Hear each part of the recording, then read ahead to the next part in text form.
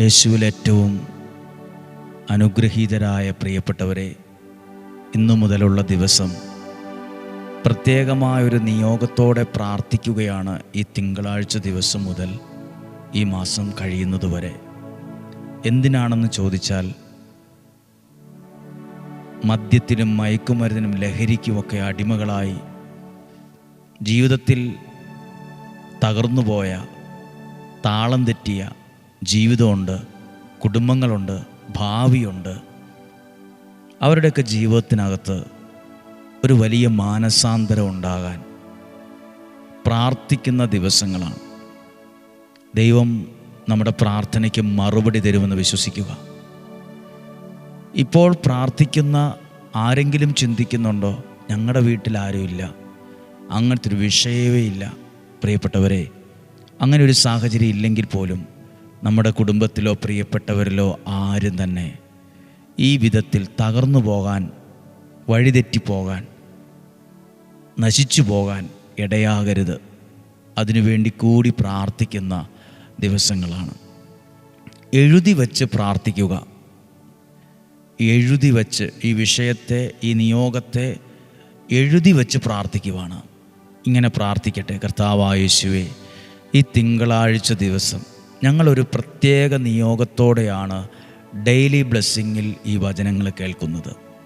ഞങ്ങളുടെ മനസ്സിലൊരു ആവശ്യമുണ്ട്. ഒരു വലിയ സങ്കടത്തിൻ്റെ ഒറ്റപ്പെടലിലാണ് നിൽക്കുന്നത്. വലിയൊരു പ്രതിസന്ധി ഞങ്ങളുടെ ജീവിതത്തെ വരിഞ്ഞു മുറുക്കുന്നുണ്ട്. ഞങ്ങളെ അലട്ടുന്ന വിഷയങ്ങളുണ്ട്. സമാധാനമില്ലാത്ത ദിവസം, സമാധാനമില്ലാത്ത നാളുകൾ, വഴക്കിട്ട് നിൽക്കുന്ന സാഹചര്യങ്ങൾ, പിണങ്ങിയിരിക്കുന്ന സാഹചര്യങ്ങൾ, അകന്നു നിൽക്കുന്ന സാഹചര്യങ്ങൾ, സകലത്തെയും, ഈ പ്രാർത്ഥനയിൽ പങ്കെടുക്കുന്ന സകലരെയും ഞങ്ങൾ ഓർത്ത് ദൈവകരങ്ങളിൽ സമർപ്പിച്ച് പ്രാർത്ഥിക്കുന്നു. എല്ലാവർക്കും പ്രാർത്ഥിക്കാം, ഏതെങ്കിലും ഒരാൾക്ക് വേണ്ടിയല്ല. അതേപോലെ വിഷമിക്കുന്ന ഒരുപാട് പേർക്ക് വേണ്ടി പ്രാർത്ഥിക്കുകയാണ്.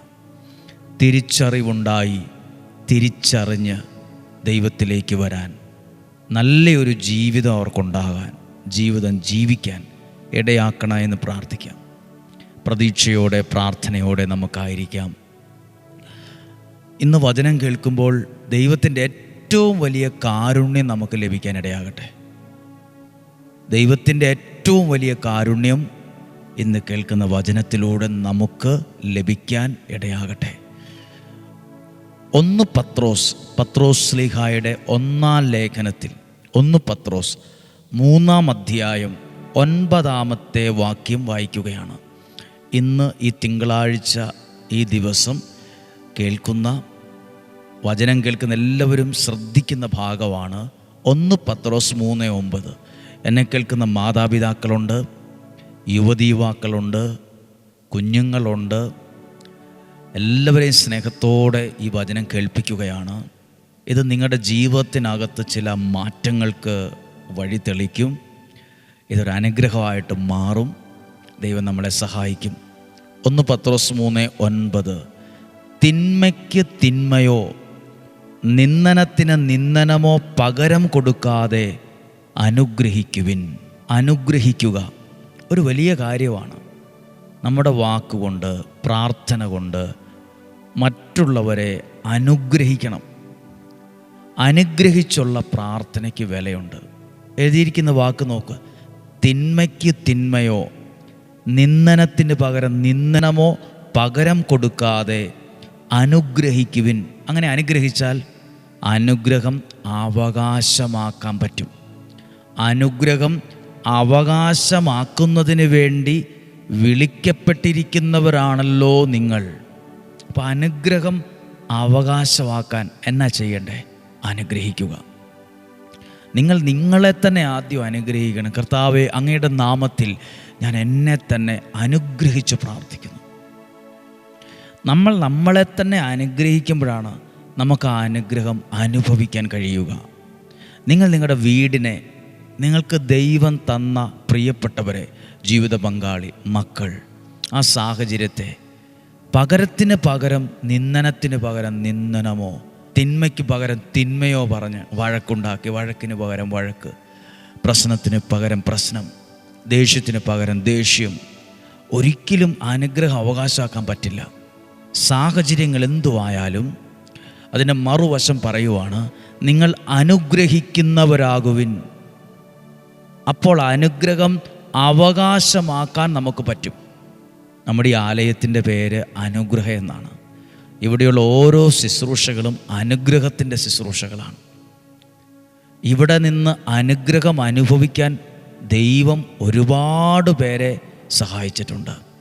ഡെയിലി ബ്ലെസ്സിങ്ങിൽ വചനം കേൾക്കുന്നത് നിങ്ങൾക്കൊരു അനുഗ്രഹമാണ്. ഇത് അനുഗ്രഹം അവകാശമാക്കാൻ ദൈവം ഒരുക്കിയ ശുശ്രൂഷയാണ്. ഒരാൾ എന്നെ കണ്ടപ്പോൾ പറഞ്ഞത് ഇങ്ങനെയാണ്: ഈ വചനം കേട്ടില്ലായിരുന്നെങ്കിൽ ഞാൻ ഈ ഭൂമിയിൽ ഉണ്ടാകുമായിരുന്നില്ല, ഞാൻ മരിച്ചു പോയേനെ. എനിക്ക് ജീവിക്കണമെന്ന് അത്രയും ഒട്ടും ആഗ്രഹമില്ലാത്ത സാഹചര്യത്തിലാണ് ഈ വചനം കേട്ടത്. വേറൊരു വ്യക്തി പറഞ്ഞത് ഇങ്ങനെയാണ്: എൻ്റെ ഭാര്യയാണ് ഈ വചനം കേട്ടത്, എൻ്റെ ഭാര്യയിലൂടെയാണ് ഈ വചനമൊക്കെ ഞാൻ കേൾക്കാനിടയായത്, അതാ എൻ്റെ ജീവിതത്തിൽ വഴിത്തിരിവുണ്ടായത്. നിങ്ങളിലൂടെ മറ്റുള്ളവർ വചനം കേൾക്കുമ്പോൾ അവർ ദൈവത്താൽ അനുഗ്രഹിക്കപ്പെടും. അനുഗ്രഹം അവകാശമാക്കാൻ ദൈവം ഒരുക്കിയ ശുശ്രൂഷകളാണെല്ലാം. പ്രത്യേകിച്ച് പേര് തന്നെ ഡെയിലി ബ്ലെസ്സിങ് എന്നാണ്. ദിവസേനയുള്ള അനുഗ്രഹം. എല്ലാ ദിവസവും വേണം അനുഗ്രഹം. എല്ലാ ദിവസവും ജീവിതം സുഗമമായി മുന്നോട്ട് പോകാൻ നമുക്ക് വേണ്ടത് സർവശക്തൻ്റെ അനുഗ്രഹമാണ്. ഇനി ആ വാക്യം എഴുതിയിട്ടുണ്ട്, അനുഗ്രഹം അവകാശമാക്കാൻ വിളിക്കപ്പെട്ടവരാണല്ലോ നിങ്ങൾ.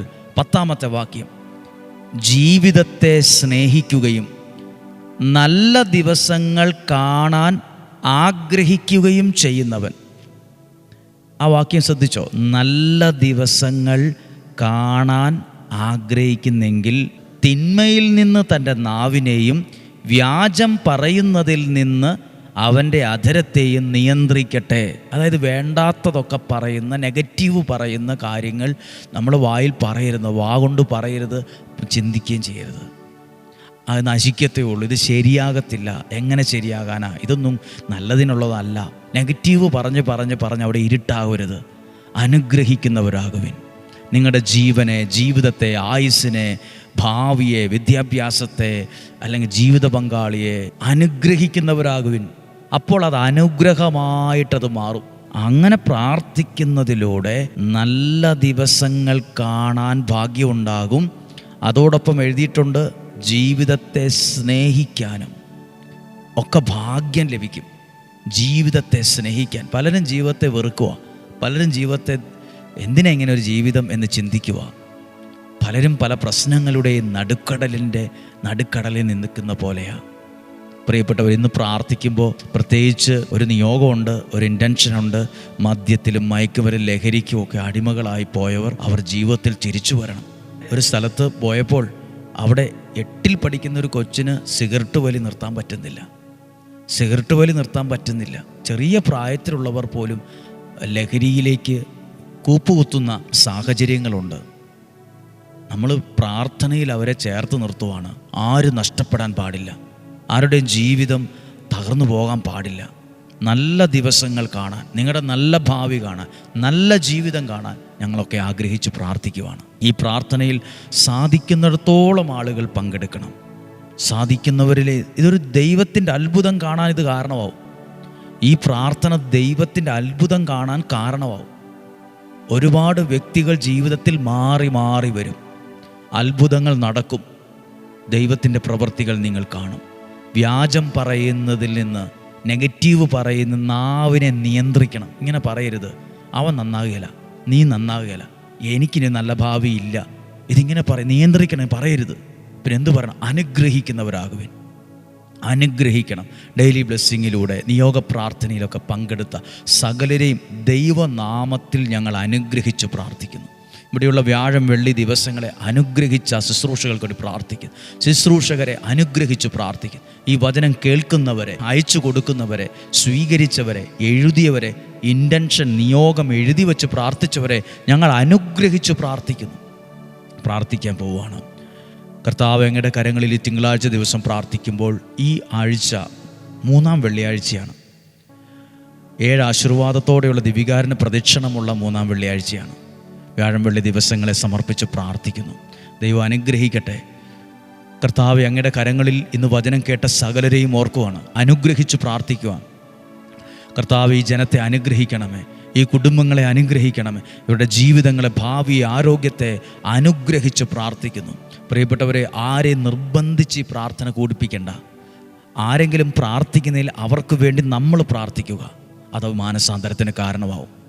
നമ്മുടെ കർത്താവ് ഈശോ മിശിഹായുടെ കൃപയും പിതാവായ ദൈവത്തിൻ്റെ സ്നേഹവും പരിശുദ്ധാത്മാവിൻ്റെ സഹവാസവും നിങ്ങളോട് കൂടെ ഉണ്ടായിരിക്കട്ടെ. മാനസാന്തരത്തിനായി പ്രാർത്ഥിക്കുന്നു. തിരിച്ചറിഞ്ഞ് തിരിച്ചു വരാനുള്ള അനുഗ്രഹത്തിനായി പ്രാർത്ഥിക്കുന്നു. അനേകം വ്യക്തികൾ അവരുടെ മദ്യപാനത്തിൽ നിന്ന്, ലഹരിയുടെ ഉപയോഗത്തിൽ നിന്ന്, ചീത്ത കൂട്ടുകെട്ടുകളിൽ നിന്ന് അവർ തിരിച്ചറിഞ്ഞ് തിരിച്ചു വരാൻ, കുടുംബത്തിൻ്റെ അനുഗ്രഹമാകാൻ, ജീവിതത്തിൽ ഐശ്വര്യമായവരുടെ ജീവിതം മാറാൻ ഇടയാക്കണമെന്ന് പ്രാർത്ഥിക്കുന്നു. രോഗങ്ങൾ, അപകടങ്ങൾ, ദുർമരണങ്ങൾ, മൂപ്പെത്താത്ത മരണങ്ങൾ എന്നിവയിൽ നിന്നെല്ലാം ഞങ്ങളെ സംരക്ഷിക്കണമേ. ദീർഘായുസ്സും ആരോഗ്യവും സന്തോഷവും സമാധാനവും ഐശ്വര്യവും തരണമേ. ഇന്നും ജീവിക്കുന്ന യേശുവിൻ നാമത്തിൽ നിങ്ങളെ അനുഗ്രഹിച്ച് പ്രാർത്ഥിക്കുന്നു, ഇപ്പോഴും എപ്പോഴും എന്നേക്കും. ആമേൻ. നല്ലൊരു ദിവസം ആശംസിക്കുന്നു.